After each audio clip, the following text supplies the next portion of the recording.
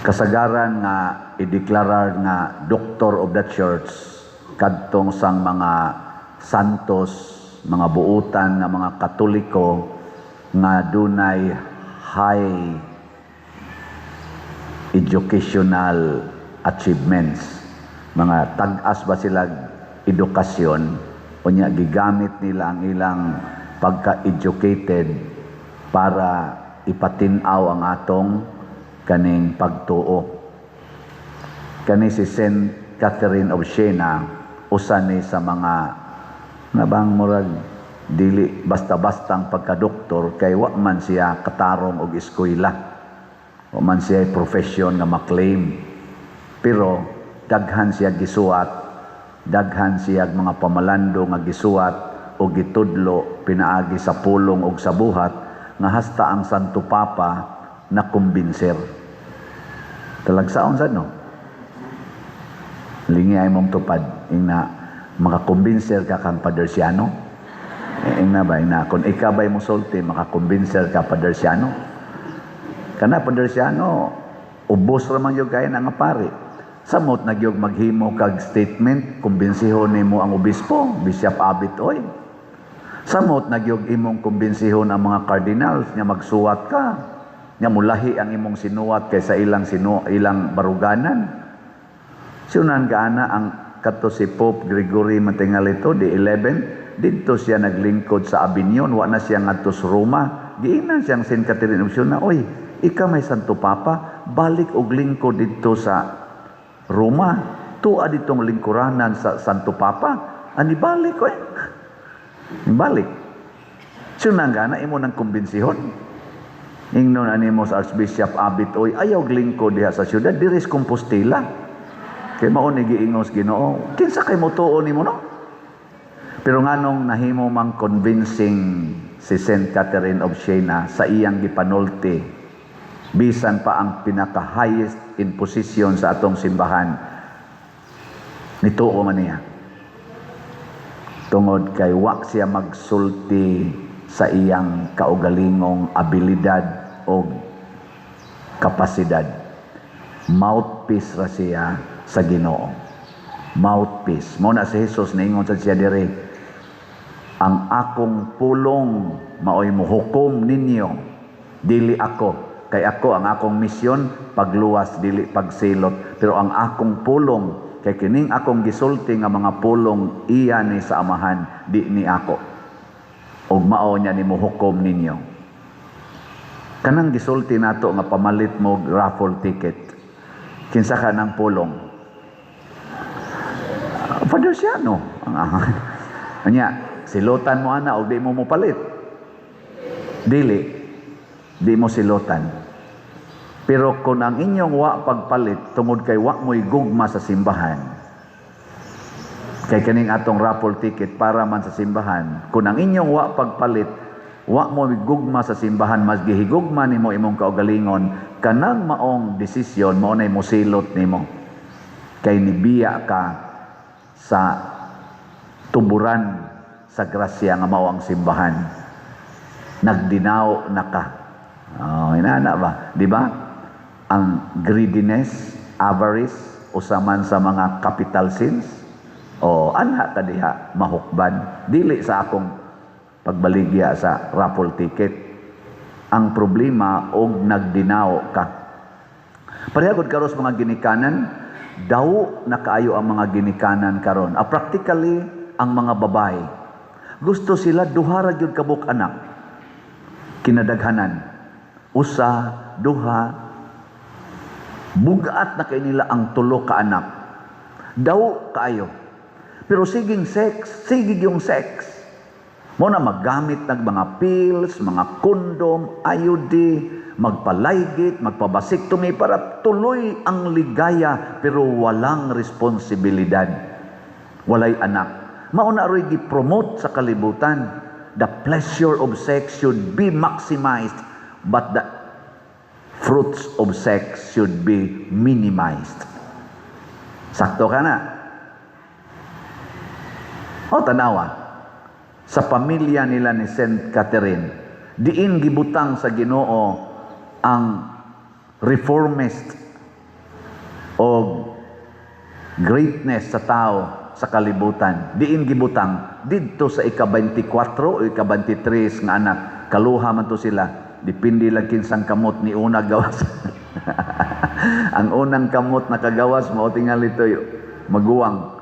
O naiuban mo ingon nga si Saint Catherine of Siena mo'y unang nigawas ang iyang manghod nga singado Giovanna ba ton sa tingado mo'y awahi. Na si uban nauna na awahi si Saint Catherine o siya ika-24 napagid sila kamanghuran ika-25.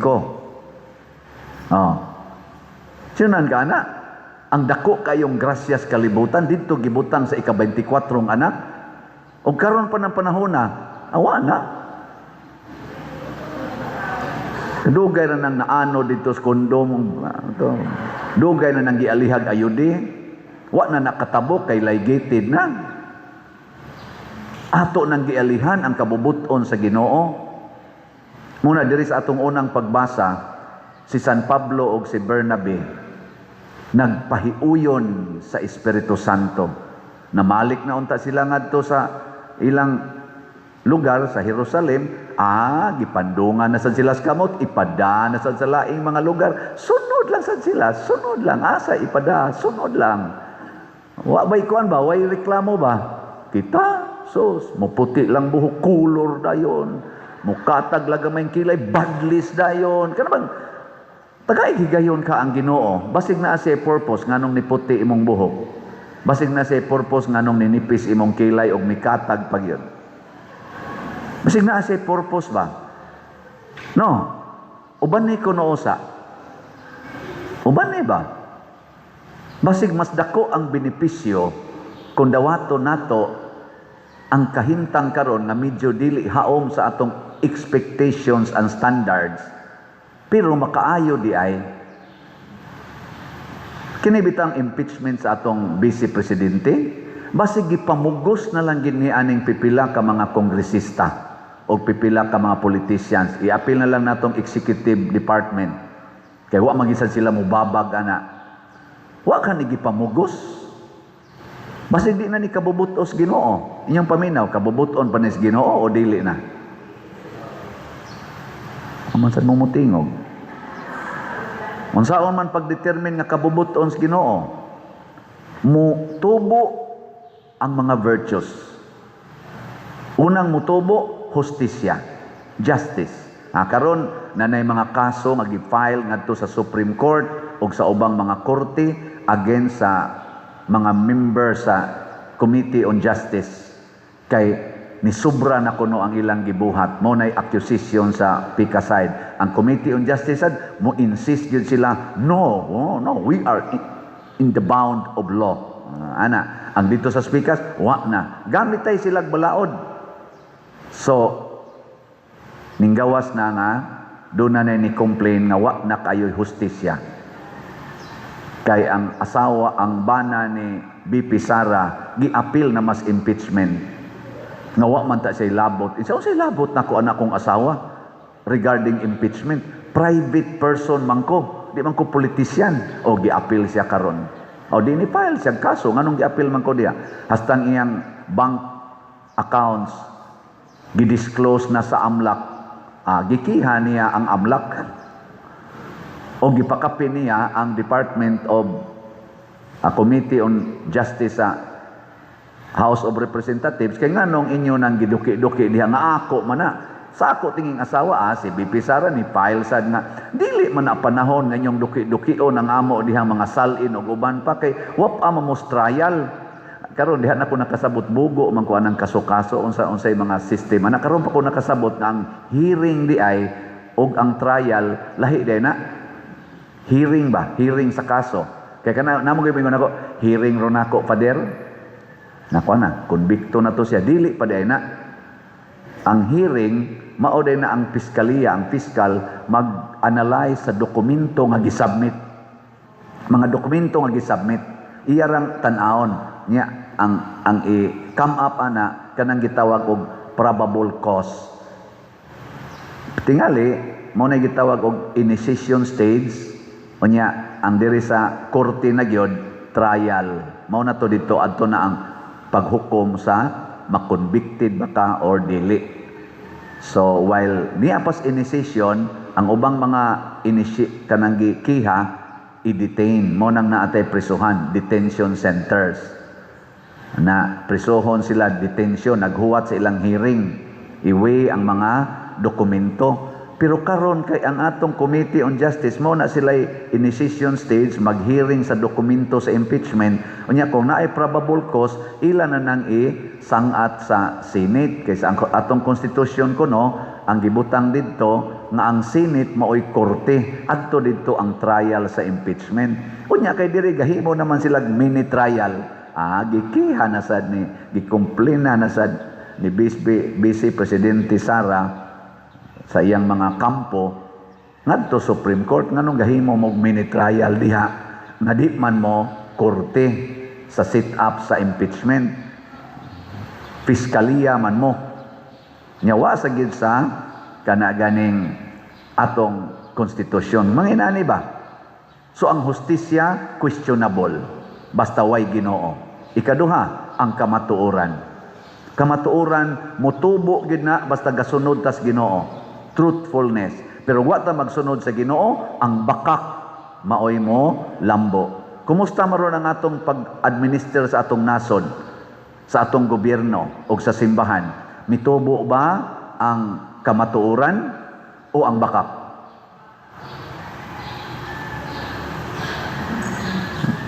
Ingon ang atong presidente, nadakpan ko no si Saldico dito sa Sikh Republic. Nya nasa ingon, wa di ay. Giadto gis atong DOJ dito, wa di ay. Kana, unsa man na, bakak na o dili?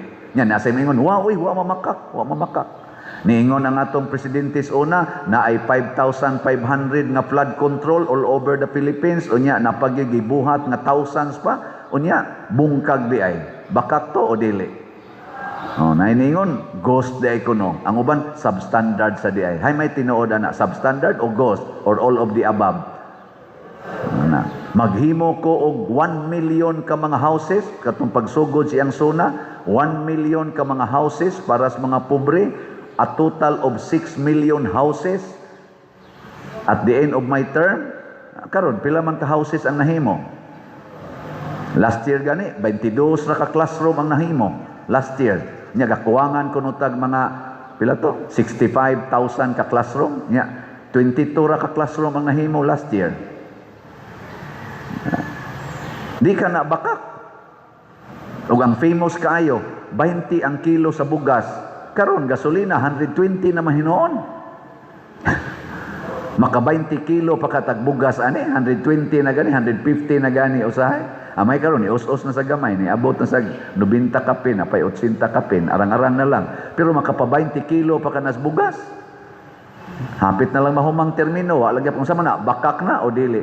So mao na gauge kung ang Ginoo mo'y nagdana to. Mao to si Saint Catherine of Siena, iyang gipangita ang kamatuoran. Kinsa magitinuod nga Santo Papa? Gani ang ako ditong patron sa akong unang parokya si San Vicente Ferrer, didto siya nakasuporta sa pikas katubang dili kay tinuod nga Santo Papa, pero believe lang ko ni San Vicente Ferrer pagkahibaw niya sa sigig yung dialogue, sigig yung pangitag kamatuoran nga kadto di ay gitudlo ni Santa Catalina mao day saktong Santo Papa, iyang gikumbinser ang iyang gisuportahan. Ayaw na lang pag-insist, submit lang ta.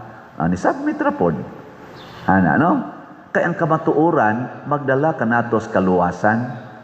May lingay mong tupad. Tinuod yun kaha. Nawa kay 200 pesos sa inyo. Na tinuod yun. Nawa yun kay ikapalit o raffle ticket. Bisag usalang kabuok. Tinuod yun ka na. Tinuod, dili. Nya may mga ganito, wa jud koy 200. Congratulations. Pero may kang wa koy 200, pero naaday kay 2,000, naaday kay 20,000, pero imo lang yung gitigom na makaka. Wala na ka nagsunod sa Ginoo. No. So una, mulambo ang hustisya, sunod mulambo ang kamatuoran. Kaning ika-tulo, basta naay Ginoo, ang una yung alagaran sa mga leaders, basta naay Ginoo ang leader, mao gyud ang mga kabus ug mga nanginahanglan. Kanabang ang priority nilang alagaran hatagan sa tanang pagtagad og paningkamot maog yun ang mga kabus og mga nanginahanglan. Muna ka ng mga nasod bitaw nga dili katoliko, pero gasigig yung paningkamot nga way daghang kabus sa ilang nasod para nako. Guided sila by God. Di ba sa atong tubag sa Salmo? O sa ganito atong tubag sa Salmo?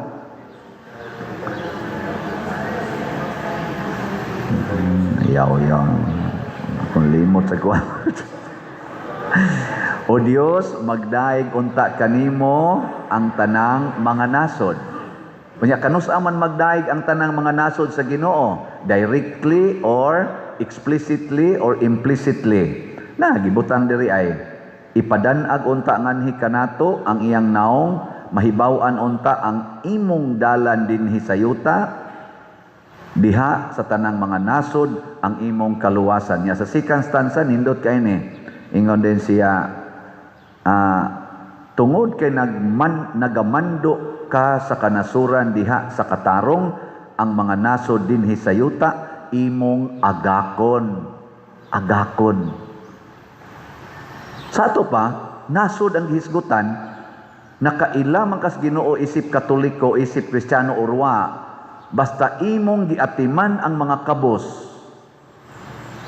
nagsubay na kas kabubutos Ginoo. Kay matud pa ni Kristo, whatever you do to the least of your brethren, you do it to me. Ang subo lang palandongon, ngano kadtong mga malitang kwarta, nganong kadtong mga trillions o billions nga nias atong nasod, wa man moabot sa mga kabos.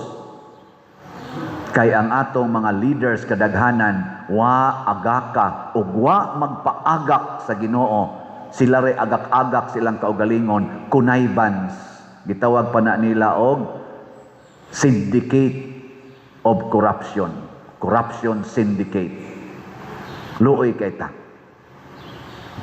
Ikatulo, ikaupat, mulambo ang paghigugmaay. Unsa man ray gi-promote sa atong mga leaders, labi na diha ros House of Representatives, sa Senate o sa Executive, paghigugmaay o pag-inawayay.